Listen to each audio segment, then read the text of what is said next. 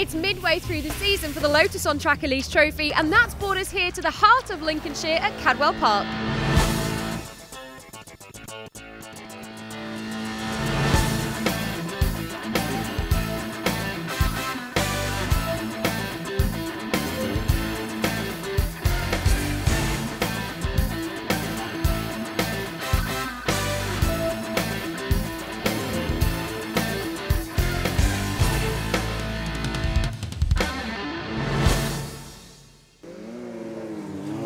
This is the first time the Lotus on Track Elise Trophy has visited Cadwell Park, and it's one of the most demanding circuits in the UK. It's very narrow with very little runoff.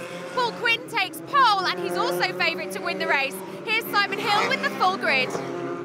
Thanks, Gemma. Quinn's looking for another win from Edwards. Hans Baumhart qualified well, and Simon Deacon is well up on the grid. Another good qualifying also from Ken Savage, and Chris Pearson and Steve Wenzel round out row 5.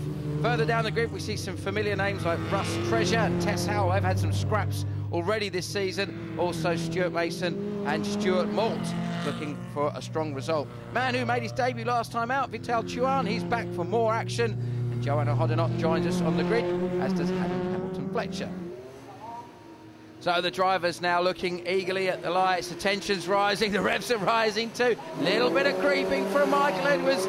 He gets a very, very good getaway. Can he edge ahead of Paul Quinn as they sweep into the long left hand? A very tight, very difficult first part of the lap here at Cadwell Park, but it looks, hopefully, as if all the drivers have managed to negotiate it safely. And it is Edwards who has definitely got the edge. And Rob Barth, you're a man who's raced here at Cadwell Park. We've got one of the most challenging circuits in the country. What's the trick? Certainly is, Simon. The trick is to thread the eye of the needle at Cadwell Park. Very tight, very twisty. Look, we see the cars 3 abreast down the back straight into Park, this tight right-hander. There's some technical sections. There's lots of changes in gradient. The circuit could have been made for these little Lotuses. It's fantastic. That's Hans Baumhart slowing down the hill, though, I think.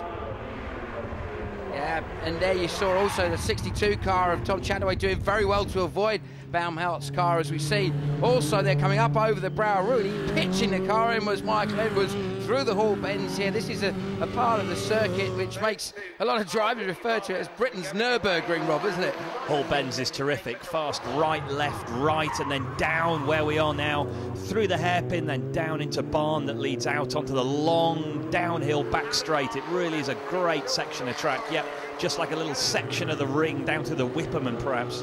Well, these guys perhaps could only aspire to racing on a circuit like that just at the moment. Still, most of them fairly inexperienced. Paul Quinn probably being the man with the most knowledge under his belt. And it's certainly showing at this stage of the season, having been victorious at Snetterton and Brands Hatch, amongst others. So, really does look like Quinn is going to be the man to beat. But Edwards is doing a great job. Quinn, though, coming back at him as they're coming to the braking zone for Park. Textbook stuff, Rob. Quinn down the inside, good draft down the back straight, and just took Edwards on the inside. They're looking back from Paul Quinn. We can see him pulling away as he comes round towards the gooseneck, and very reminiscent of the last battle we saw here from the two guys at Snetterton side, where they were separated by only half a second at the checkered flag.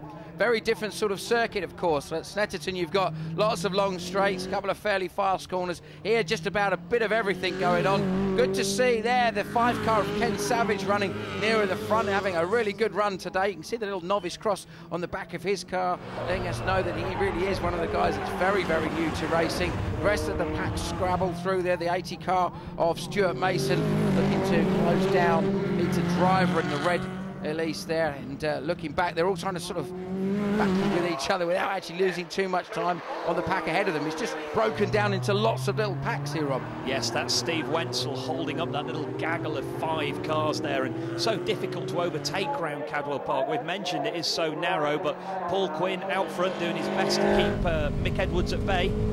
And definitely Quinn there looking to make sure that he gets a better run out of the corner onto the straight, because it does look like a bit like at Snetterton that Edwards perhaps has a slightly stronger car on the straight, and it's proved once again as he gets alongside quite early before the braking point of Park. Now watch to see if the balance is redressed as they come down the hill. Now we cut away to look at that battle once again with Peter Driver and the 77 car of Chris Pearson scrapping hard, and we watch to see them fan out. That invariably is the case with the Elise series. The on-track series has provided so much action throughout the pack. Just about everywhere we look, there's always some sort of scrap going on, Rob.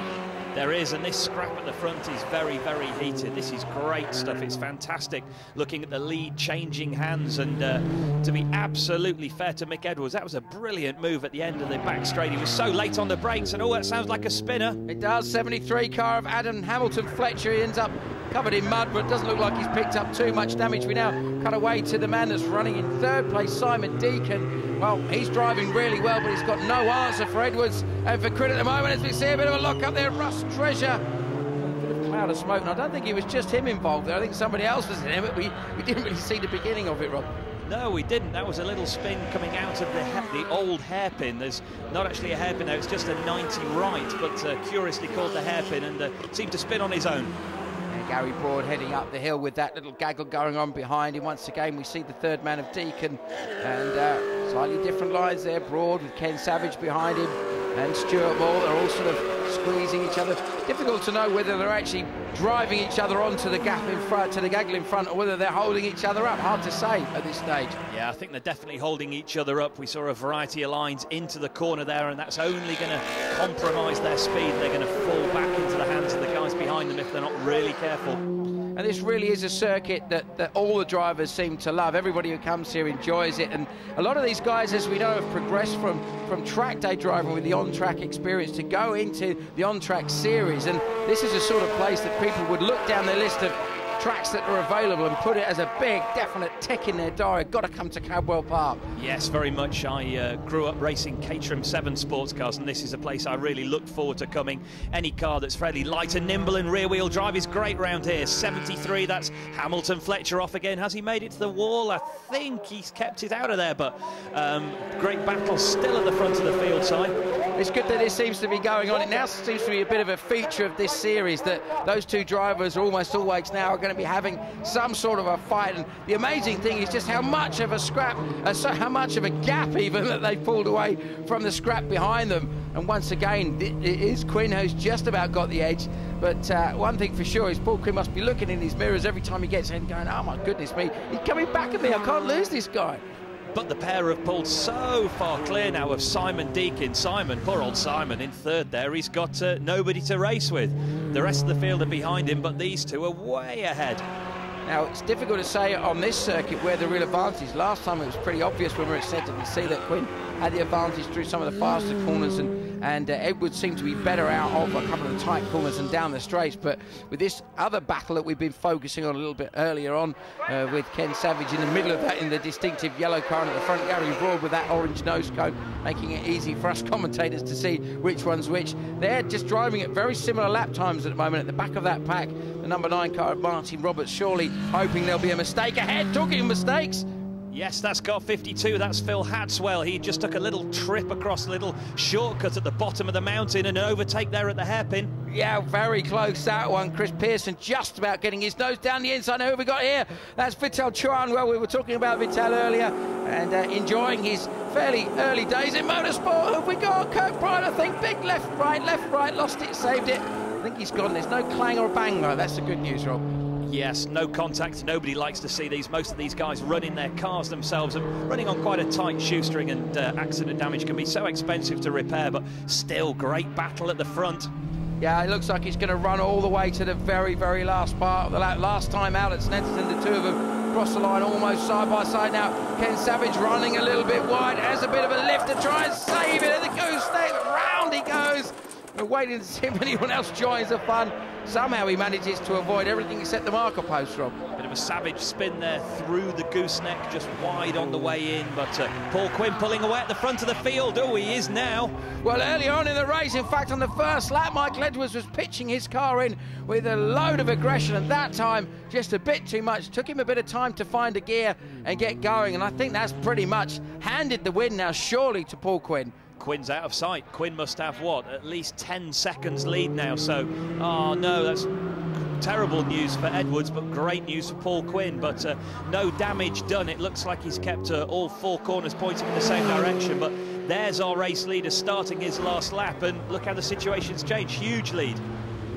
Yeah, now the third place man has been caught up quite dramatically. The 39 car of Simon Deacon is under pressure from Gary Broad, looking a little bit further back there at Martin Roberts. in turn under pressure from Kirkbride, who's recovered from that spin we saw earlier. Now this looks like it could change the final position on the podium quite possibly before the end of the race. 37 Mike Davis has picked up a bit of a souvenir to take home, Rob. Oh, and that's 77 having a spin. That's Chris Pearson. And he's reversed slowly into a marshal's post just for good measure. Yeah, we just caught the tyres that time, so it could have been worse. But these two are absolutely at it now as they come into the final section of that. The hall bends, we know. And this is going to be another victory for Paul Quinn. Fantastic job by Quinn. Once the pressure of Edwards was gone, he could just cruise it home on the last lap. And these two are going to fight all the way to the line. It's just about going to be Simon Deacon, who heads off Gary Broad. Fantastic scrap at the end of the race. So it was Quinn from Edwards, Deacon ending up third. Unfortunately, an exclusion for Gary Broad means that it was Kirkbride, Roberts, Treasure, Savage, Chataway, Howell and Ventle in the top 10. Paul, that was never going to be an easy race, and it certainly wasn't, was it? No, it was close all the way through, and we were swapping positions throughout the race. Whenever I made a mistake, Mick got past. Whenever he made a mistake, I got past him. So it was great, and then suddenly he made a big mistake and disappeared. I didn't know what had happened to him, but then suddenly I was on my own and across the line, and apparently he had a big spin approaching the mountain. It's a fabulous circuit. I'd never raced here before. I did a couple of track days during the year to try and find my way around, and it's just a fabulous circuit. You can really find a bit of time here through some of the corners by technique really, and it's very enjoyable. Awesome action there from the Class A cars and plenty of position changes, proving exactly why these drivers love Cadwell Park so much. Join us after the break for Classes B and C.